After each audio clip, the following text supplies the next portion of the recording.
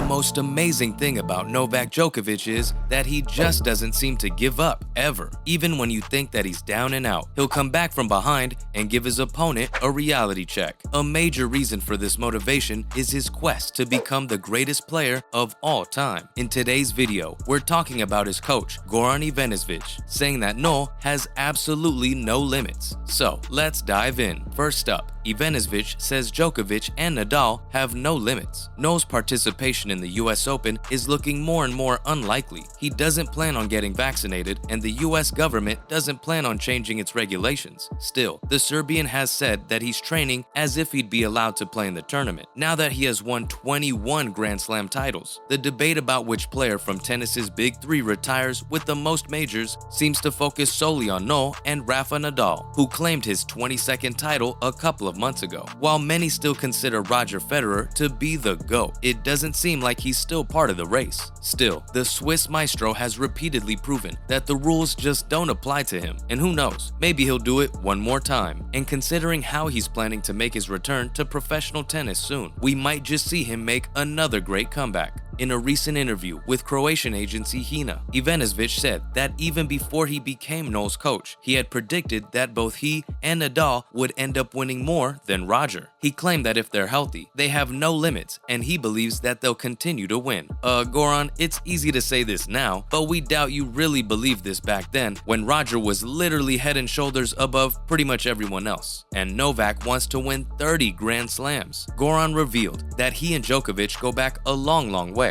Apparently, the two met when No was merely 9 years old, and when he was 13, they started working together. And guess what? The Serb has always been super ambitious. The top coach said that during the 18 years they've been collaborating, No has repeatedly said that he wants to reach 30 Grand Slams. He plans to play for the next 5 years at the very least, and he'll have a chance to become the first person to ever get to that milestone. If you ask us, while Nadal's currently leading the race, it doesn't seem like that's going to be the case for too long. He's been struggling with injuries a lot, and rumors of his retirement have been swirling around for quite some time now. Yeah, we know, Rafa is a true warrior, but the human body has its limits, and maybe he won't be able to keep this up for too long. No, on the other hand, hasn't shown any signs of slowing down. He's physically fit, determined, and on the path to breaking more records than anyone else in tennis history. If he hadn't chosen to stay unvaccinated, things would be looking very different now. Let's face it, he was the favorite to win the Australian Open in January, and had he not gotten deported, he would have almost definitely been the first person to reach 21 slams. Finally, there's a lot of support for No. People all across America and the rest of the world are showing support to the sporting legend. They believe that he should be allowed to enter the country because the tournament will just not be the same without him. In fact, around 4 prominent US politicians have already asked Joe Biden to grant him an exemption. Has the president said anything about this yet? Nope, but as the final slam of the year gets closer and closer, he might find it difficult to stay quiet about the issue. But if you ask us, the chances of him participating in the tournament are slim to none. After all, the US Open itself recently issued a statement that it will respect the decision of the government and will not advocate for No's involvement. Plus, Biden has previously spoken a lot about his belief in vaccines, and allowing an unvaccinated person to enter the country will not be a good look for him at all. After winning Wimbledon, No himself said that he might have already played his last slam of 2022, and that he doesn't think he'll be allowed to enter the country. We have to say, if he really wants to participate, he should just do what 4 billion other people in the world have already done and get vaccinated. After all, he's a role model for millions, and his deeply held opposition to the jab has already done a lot of damage to his reputation. It's really sad to see that one of the greatest players to ever step on the court has now become the face of the anti-vax campaign. And now, it's time to move on to some more related news. First up, Nadal withdraws from Montreal. Rafa has recently been dealing with a very frustrating abdominal issue. The Spaniard aggravated the injury during his quarterfinal match against Taylor Fritz at Wimbledon. While he battled through the pain and agony to claim an extraordinary 5-set victory against the American, he was later forced to withdraw from his highly anticipated semifinal clash against Aussie bad boy Nick Kyrgios. And while we got some good news recently about Rafa being back to training, it doesn't look like he's back to full health just yet. He needs more time to recover completely, and now he's withdrawn from the hardcore ATP Masters 1000 event in Montreal. He said that he's been practicing without serving for a while now, and he even started serving around 4 days ago. But a day before his withdrawal, he felt a slight bother in his abdomen, and it has not been going away. He spoke to his doctor, and they decided to take things slowly and give him a few more days before starting to compete. He then thanked Eugene, the tournament director, for understanding and supporting his decision. The Spaniard expressed that he's very sad to not travel to Montreal, as he loves to play there, and he's won the tournament 5 times. He hopes that one day he can come back and play in front of the amazing crowds once again. Next, Coco Gauff beats Naomi Osaka. Coco Gauff is an inspiration. At just 18 years old, she's ranked at number 11 in WTA singles rankings and at number 6 in doubles. She's the youngest person in the top 100, and we couldn't be more proud of her. Many people seem to believe that she's going to become one of the best players in the game one day, and honestly, they're spot on. She's super talented, an incredible athlete, and she's proven that she possesses the determination to go all the way. At the Mubadala Silicon Valley Classic, she just defeated 4-time major champion Naomi Osaka in straight sets to advance to the quarterfinals. Gauff held all of her serves in the opening set and finished the session with 3 aces. Despite a few hiccups here and there, she won both sets 6-4 and once again proved that she belongs in the top flight. Speaking in the post-match interview, Gauff said that she was really proud of how she responded mentally. She expressed that she could have easily folded after a couple of double faults and lost match points, but she kept going. She revealed that the music helped her on the bench, and she was trying to sing along to the song to get her out of the match. Well, as they say, music is magic.